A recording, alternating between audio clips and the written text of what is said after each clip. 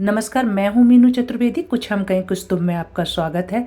देखिए, कार्तिक का महीना जो होता है ना, बहुत पवित्र होता है। इसमें हम लोग जो होते हैं पूरा कार्तिक नहाते हैं और देवउठनी एकादशी वाले दिन तुलसी जी और शालिग्राम का विवाह होता है। और इस दिन जो होता है, हम लोग इस विवाह में बहुत ही सारे दिए भी जलाते हैं और जितने भी जो ऋतु फल होते हैं उनका भोग लगाते हैं, चाहे वो शकरकंदी हो, सिंघाड़ा हो और मूली हो। ये सब चीज़ें जो होती हैं, और भी बहुत सारी चीज़ें बनती हैं, हलवा वगैरह बनाते हैं, प्रसाद बनाते हैं। और इसके साथ में ही जो होते हैं, जलंधर की पत्नी थी वृंदा और बड़ी सतीत्व थी। और जब शिव जी के पसीने से पैदा हुआ था जलंधर, लेकिन उसके अंदर अहम आ गया था। उस देवताओं को भी उसने सारा राज्य छीन के वो अपना वर्चस्व स्थापित करने वाला था। तो देवताओं की सहायता करने के लिए शिव जी ने उसको युद्ध के लिए ललकारा। और जब वो चला गया तो विष्णु जी ये हुआ कि वो कोई हरा नहीं पाएगा। तब विष्णु जी जो थे वो छल से जलंधर का रूप लेकर आए और उसका, क्योंकि वो बहुत सतीत्व थी, उसके अंदर बहुत ज़्यादा तेज था वृंदा के अंदर। तो जैसे ही उसने उनको चरण स्पर्श किया, उसको लगा कि उनके पति आ गए, क्योंकि वो जलंधर के रूप लेकर आए थे। वो अपने रूप में आ गए जल्दी से। जो विष्णु जी थे, तो वो जब उसने देखा कि ये मेरे पति नहीं है और उनके आराध्य देव जो हैं विष्णु जी हैं, लेकिन वो बहुत कुपित हो गई और उसने श्राप दे दिया कि आप जो है पृथ्वी पर शालिग्राम के रूप में पूजे जाओगे और आपको पत्थर का बन जाओगे। तो उन्होंने उसको सहस्त्र स्वीकार किया।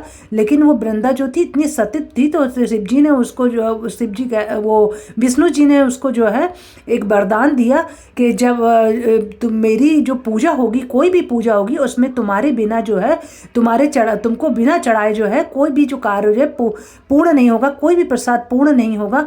तो देखिए, जो भी कृष्ण जी से रिलेटेड जितनी भी पूजा होती है, विष्णु जी से रिलेटेड, उसमें जो होता है तुलसी जी का यदि भोग नहीं लगाया जाए तो वो है अपूर्ण उसको माना जाता है।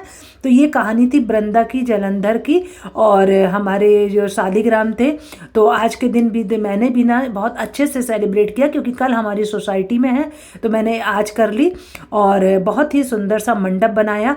और कोइंसिडेंस देखिए कि जो मंडप की जो साड़ी थी वो मेरे फेरों वाली साड़ी थी, उससे मैंने तुलसी जी के मंडप को सजाया। तो बस देखिए, अब देव उठ चुके हैं, देवउठानी एकादशी शुरू हो गई आज है, और अब नए नए कार्यक्रम शुरू हो जाएंगे, मांगलिक कार्य शुरू हो जाएंगे।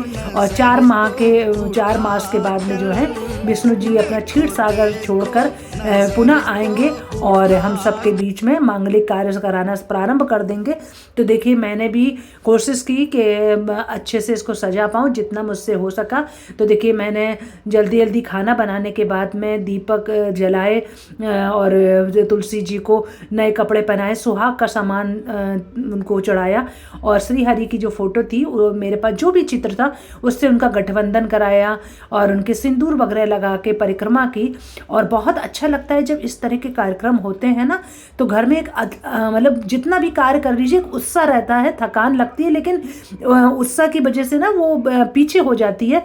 तो देखिए, मैंने कड़े, मेहंदी और सिंदूर, ये सब चीज़ें जो थी वो उनको अर्पित की। और आंवला है, देखिए ऋतुफल में सिंगाड़ा है, गन्ना है, इन सबको जरूर से भोग लगाया जाता है, क्योंकि अब वेदर चेंज हो रहा है, अब ये सब चीज़ें हमको खाना चाहिए, इसलिए भी ये सब चीज़ें हैं। और देखिए, मैंने पूड़ी बनाई और रामदाने के लड्डू थे, गोभी आलू और पालक पनीर की सब्जी थी और उसका हलवा था शकरकंदी का, बहुत बढ़िया।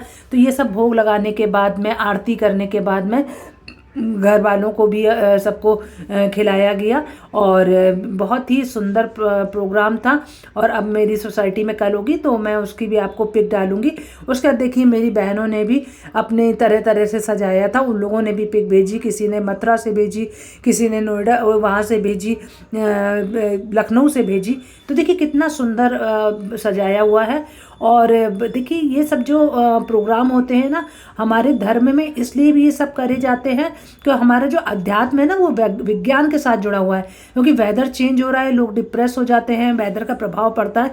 तो कुछ हर्षोल्लास के लिए इस तरह के प्रोग्राम होते रहें, जिससे कि हमारे मन में उत्साह रहेगा, हम कार्य को करेंगे और इस तरह से सजाएंगे, अब नेचर के करीब आएंगे, प्रकृति के करीब आएंगे।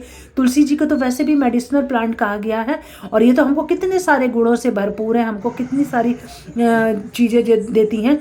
और इसके साथ ही देखिए, अब विवाह भी शुरू हो गए हैं और तुलसी जी के साथ साथ विवाह के कार्ड भी आने लगे। देखिए तुलसी संग शालिग्राम का विवाह तो हो गया और अब देखिए और भी विवाह के कार्ड आ गए। अब हम लोग भी अपने उसमें जाना शुरू करेंगे। तो आप सभी को तुलसी विवाह की एक और एकादशी, देवउठनी एकादशी की बहुत बहुत बधाई। आप लोग जहाँ रहें हैप्पी रहें। आपको मेरा चैनल अच्छा लगे तो आपको मेरे चैनल अच्छे लगे तो लाइक करिए, सब्सक्राइब करिए और एक कमेंट्स जरूर से डाला करिए, क्योंकि आपका एक छोटा सा कमेंट जो है मुझको जो है ना बहुत मोटिवेट करता है। और आप लोगों ने तुलसी विवाह पर क्या किया और आप लोगों के किस चीज़ का भोग लगता है उसको भी आप लिखा करिए। और हमेशा स्वस्थ रहिए और ऐसे ही त्योहारों को सेलिब्रेट करते रहिए। बस अब 25 से 26 आने में ज़्यादा टाइम नहीं है, नवंबर के बाद दिसंबर, तो हम लोग का जीवन ऐसे ही सुख में बीते। Thank you.